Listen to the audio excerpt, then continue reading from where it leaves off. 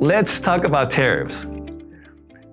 You might be confused, like so many others, about what to expect. There's all this doom and gloom that you can hear on the news or the radio. What's going to happen with my money? What's going to happen with the cost of things? Well, let's demystify that a little bit, okay? So we have a situation right now where the strategy of the current administration is to utilize tariffs to negotiate different deals with other countries, okay? And in some cases also to consider aspects of national security. That is what it is, okay? And at the end of the day, we want to see how does that impact me? How does that impact my family? Okay? Well, we have heard from the administration, by their own estimates, that over a 10-year period, we're talking about $6 trillion, as they call it, savings. Okay. Now, depending on who you listen to, some people have said, oh no, this is $6 trillion in taxes to the consumer. And some people say, well, the exponential impact is even more than that. Well, let's take a step back and let's think about this from a different rationale. The amount of goods that are imported into the country, let's take 2024, for example, was about $3.3 trillion. That's for consumers and for businesses, $3.3 trillion. Now, let's assume for a moment that we are talking about 10% tariffs across the board. For quick math, that's $330 billion. What is the population of the United States? About 340.1 million right now. What does it translate per person? It's about $1,000 a person. $1,000 a person, or maybe $4,000 for a family of four. Now, let's start with this theory that for a family of four, you might be spending, in a theoretical world, up to $4,000 a year in tariffs. Let's go dive a little bit deeper to see that logic holds, okay? So I've actually negotiated to the tune of literally billions of dollars in aggregate spend of contracts, global contracts of goods that have come to the US, including during the first Trump administration, where there were some tariffs that were applied. And one of the things that I realized is that tariffs are not a direct pass-through. In other words, if there's a 10% tariff, that doesn't mean that the price to the end customer goes up by 10%. In fact, the original manufacturer, well, they have to get the raw goods from somewhere, right? And they need to try and make the product cheaper so that the end consumer will still buy it. So they'll say to the person that provides you the raw goods, hey, can we negotiate a lower price? And whenever there's a possibility, they're going to try to negotiate a lower price. They may say, okay, well, I got a little bit of concession from the commodities supplier. Now, as we manufacture these goods, we need to provide a markup. But again, because of these tariffs, we don't have much room for markup. So we need to reduce our markup to try and remain somewhat competitive, right? So we're going to reduce our markup. Then what happens? You have a distributor, or the importer of record that brings the products to the US. They're going to say, well, again, for us to be able to import the good, we are going to have to consider our distribution markup. So we're going to potentially reduce some of that markup. And don't forget, the goods have to be transported as well.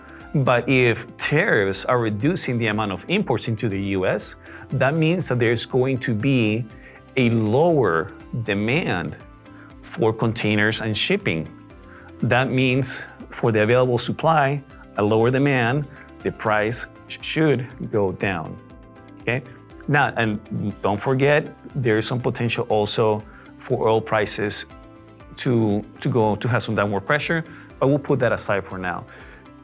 With just those factors alone, for every dollar in tariff that some people may say you would feel, as you consider all the steps of the process in the supply chain, you'll think, well, actually, the final amount of pain to the consumer is going to be somewhere between 20 and 80 cents on average. So in other words, if the tariff was of 10% on average, then we're talking about somewhere, depending on the good, between 2% and 8%.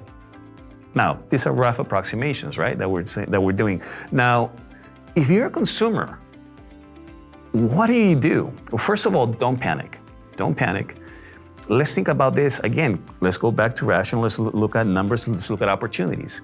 When you have a product that you want to buy, and suddenly the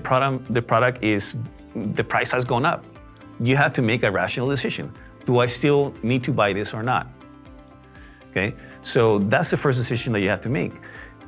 And then another decision that you might make is, do I want to buy a substitute product or not? And let me explain what a substitute product is for a second. So what's a substitute product?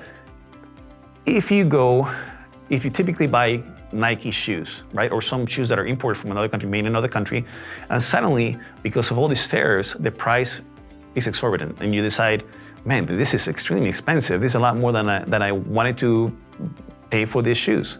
You might start thinking, well, when do I use these shoes? Actually, I want to use these shoes inside my hardwood flooring house, primarily. So, you know what? I might go with the much cheaper sandals. I'm going to substitute the tennis shoes for sandals because they're going to not be equal, but they're going to be a substitute that is going to be able to fulfill a similar function. Or let's say, a different example, which might not be applicable here, but just for the sake of example, let's say you want to buy some red meat. Okay? You go to the market and let's say there was a major spike in the price of red meat. You're thinking, okay, that's outside my budget. What do I do? Let me find a substitute. Well, how about pork? Pork may be much cheaper on a price per pound. So the pork would be the substitute to a ribeye steak, for example, right? Now, I'm not a great chef, so maybe that's not the best example. However, that gives you an idea of what that substitute is all about.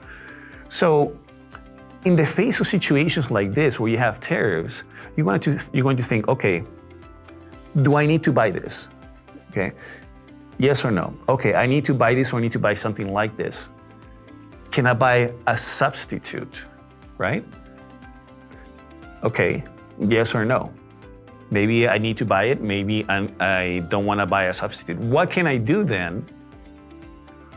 If I have to buy this product, what could I do to mitigate this cost?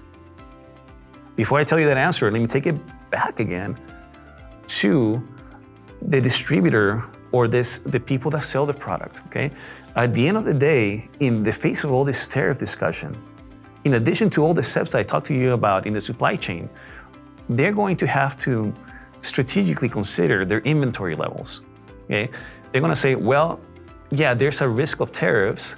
Let me buy in bulk ahead of time and let me increase my inventory levels so that I have time to adjust to any tariffs, to change my supply chain. So all those, the 20 to 80 cents that we were talking about earlier may be mitigated, at least for a period of time, by the sales people, okay? So now let's go back and let's just say we tried everything. You know, let's say tariffs have hit, there was no further mitigation available. You looked at the product and you said, okay, do I need to buy it? Yes or no? Yeah, I need to buy the product. Can I buy a substitute? Yes or no? No, I cannot buy a substitute. What can I do now? Now you have to think about, okay, I usually buy this product once every month. Well, is there a bulk discount? Can I buy the product and store it for 6 months or for 12 months? Can I make a bulk purchase that I can store in my house, right? Or is there any other opportunities that I can do to reduce my need of that product altogether? So I hope this tidbit of information about tariffs, about what might or might not be coming, demystifies things a little bit to where we're thinking, okay, if it's theoretically $4,000 per family of four, and it's really 20 to 8% of that, so in other words, $800 to $3,200 a year, but then we have all these potential delays. Never mind the fact that the administration may get rid of the tariffs altogether or negotiate something different, but let's say they do happen. There's mitigating factors from the salesperson, the sales team as well. You have avenues, you have tools yourself along the way to be able to reduce, minimize, or eliminate the impact of tariffs. If you have any questions about tariffs or any other topic related to personal finance, I'm here for you. So feel free to reach out. Cheers.